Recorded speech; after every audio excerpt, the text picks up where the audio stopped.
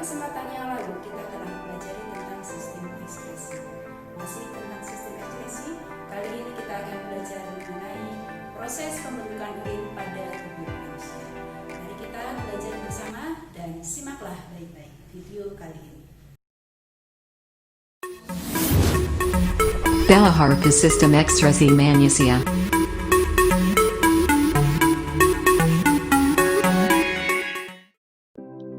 Kali ini kita akan belajar tentang proses pembentukan urin pada manusia.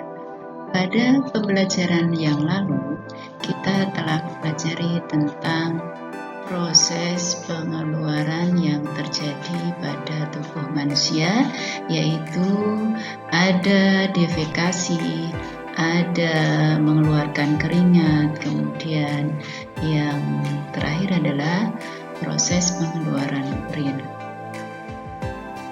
Untuk mempelajari lebih jauh tentang proses pembentukan urin, mari kita pelajari tentang bagian-bagiannya dulu yang terlibat di dalam proses pembentukan urin ini. Yang pertama adalah ginjal, kemudian ureter, kemudian kantong kemih, dan uretra. Ginjal berfungsi untuk membersihkan darah kita dari zat-zat yang tidak digunakan lagi, sehingga nanti darah kita akan bersih kembali. Nah, ginjal ini terletak di mana? Ginjal ini terletak di rongga perut, tepatnya di kanan kiri ruas tulang belakang, dan terdapat sepasang, yaitu satu di sebelah kanan dan satu di sebelah kiri. Nah, penampang bagian ginjal di rongga perut kita di ruas tulang pinggang di dalam rongga perut ini, yang kiri letaknya lebih tinggi daripada yang sebelah kanan. Mengapa? Karena ada organ hati yang terletak di sebelah kanan, sehingga menekan bagian ginjal kanan lebih ke bawah.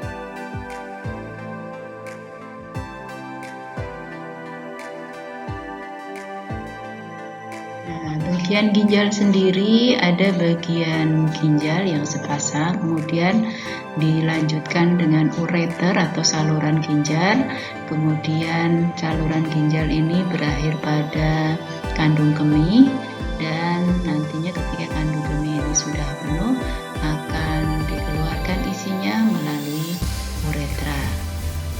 Nah, bagian ginjal ini ada 3 lapis. Yang pertama adalah bagian korteks, kemudian bagian medula, dan yang terakhir adalah bagian rongga ginjal atau pelvis renalis. Nah, secara lebih lengkap seperti ini. Bagian yang pertama adalah korteks ginjal. Korteks atau bagian kulit ginjal ini banyak sekali terdapat pembuluh-pembuluh darah yang membawa zat-zat dari seluruh tubuh kita untuk dibuang. Nah, proses yang pertama ini nanti terjadi di dalam korteks. Bagian kedua adalah medula atau bagian sumsum ginjal. Di dalamnya terdapat banyak tubula-tubula yang akan mengalirkan zat-zat yang tidak terpakai atau masih dipakai sampai ke bagian pelvis ginjal atau rongga ginjal. Nah, di rongga ginjal ini nanti hasil pembentukan urin akan dialirkan menuju ke ureter.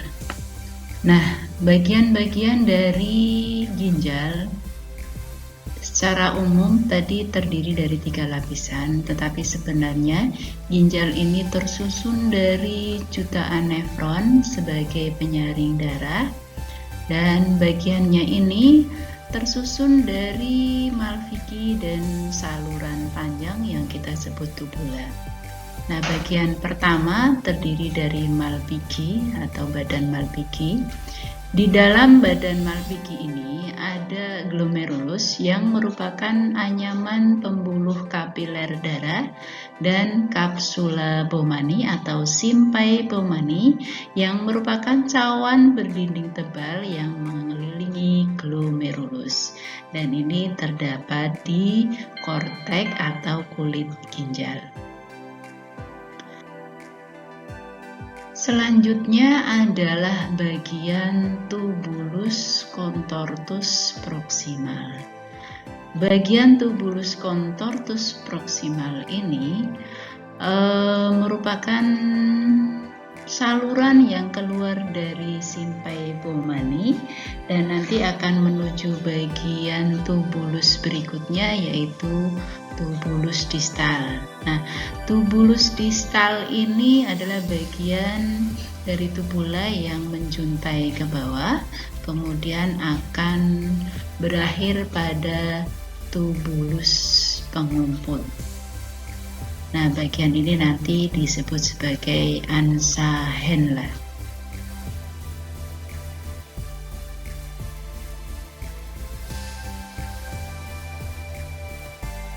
Secara skematis, bagian nefron ini bisa kita gambarkan seperti ini. Jadi bagian yang pertama tadi adalah badan Malpighi. Badan Malpighi terdiri dari glomerulus atau anyaman dari kapiler pembuluh darah yang dilingkupi dengan cawan atau simpai Bowmani. Kemudian berlanjut ke tubulus, yang pertama adalah tubulus proximal, kemudian berikutnya ke tubulus distal. Di sini banyak terdapat anyaman pembuluh darah juga yang berfungsi untuk menyerap kembali zat-zat yang masih diperlukan. Kemudian berlanjut ke tubulus berikutnya, yaitu tubulus pengumpul convoluta. Proses yang terjadi pada nefron ini terbagi menjadi 3 bagian. Yang pertama adalah filtrasi. Nah, pada fase filtrasi ini terjadi penyaringan zat sisa-sisa metabolisme yang kemungkinan dapat menjadi racun. Nah, di mana terjadinya filtrasi dan zat apa saja yang dihasilkan dalam proses filtrasi ini? Filtrasi ini terjadi di dalam glomerulus atau simpai Bowmani. Sedangkan zat yang dihasilkan adalah filtrat glomerulus yang ini akan masuk ke dalam simpai Bowmani yang disebut sebagai urin primer. Berikutnya adalah reabsorpsi. Reabsorpsi ini adalah penyerapan kembali zat-zat yang masih digunakan oleh tubuh, dan ini terjadi di tubulus proximal. Di tubulus proximal akan terbentuk filtrat tubulus atau kita sebut sebagai urin sekunder. Urin sekunder kemudian masuk ke fase ketiga, yaitu augmentasi. Augmentasi ini adalah pengumpulan zat-zat yang tidak berguna untuk dikeluarkan dari tubuh. Dan ini juga terjadi penambahan air dan ion kalium, dan nanti akan memudahkan proses pengeluarannya. Nah, augmentasi ini terjadi di dalam tubulus collectivus dan menuju ke rongga ginjal. Nah, secara lebih lengkap, urutan jalannya urin ini adalah yang pertama, terjadi proses filtrasi, reabsorpsi, dan augmentasi di ginjal. Kemudian urin yang sesungguhnya akan masuk ke dalam ureter. Setelah itu ditampung di dalam kantung kemih. Ketika kantung kemih telah penuh, saraf yang ada di dalam kantung kemih ini nanti akan memicu proses pengeluaran dari urin ini menuju ke uretra dan keluar dari tubuh. Nah, demikian tadi tentang proses pembentukan urin. Berikutnya sedikit kita kenali tentang penyakit-penyakit pada ginjal yang berkaitan dengan proses pembentukan urin. Ya. Yang pertama adalah diabetes insipidus, di mana di saat orang yang mengalami kelainan diabetes insipidus ini mengalami pengeluaran air kencing yang berlebihan. Kemudian ada lagi satu yang berkebalikan, yaitu oligouria, di mana jumlah urinnya sedikit tetapi pekat dan banyak mengandung urea. Ada radang ginjal yang ini terjadi karena ada infeksi bakteri. Kemudian pileonefritis, tentang ini adalah penyakit penyempitan saluran ginjal. Dan kalian mungkin pernah mengenal ada batu ginjal atau kita sebut sebagai kencing batu. Ada lagi ini infeksi yang disebabkan oleh bakteri tuberkulosis yang menyerang pada ginjal yang menyebabkan ginjal menjadi berongga-rongga. Ada lagi kelainan uremia di mana air kencingnya terracuni. Kenapa? Akibat ada kerusakan ginjal. Kemudian ada albuminuria, di mana urin mengandung protein, yang berarti pada saat reabsorpsi ini tidak maksimal dalam proses penyerapan protein kembali. Kemudian ada infeksi yang diakibatkan oleh bakteri Streptococcus, kita sebut nanti sebagai nefritis. Demikian tadi tentang proses pembentukan urin dan beberapa penyakit yang pada pertemuan berikutnya akan kita pelajari lebih mendalam.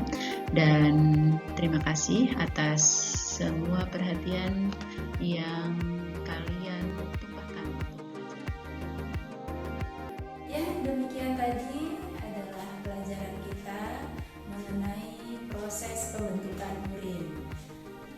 Semoga dapat menginspirasi bagaimana kita menjaga kesehatan tubuh kita sehingga ginjal kita, tubuh kita secara umum itu bisa tetap sehat, tetap bisa berfungsi dengan normal tanpa gangguan. Terima kasih atas perhatiannya dan semoga diingat selalu. Wassalamualaikum warahmatullahi wabarakatuh.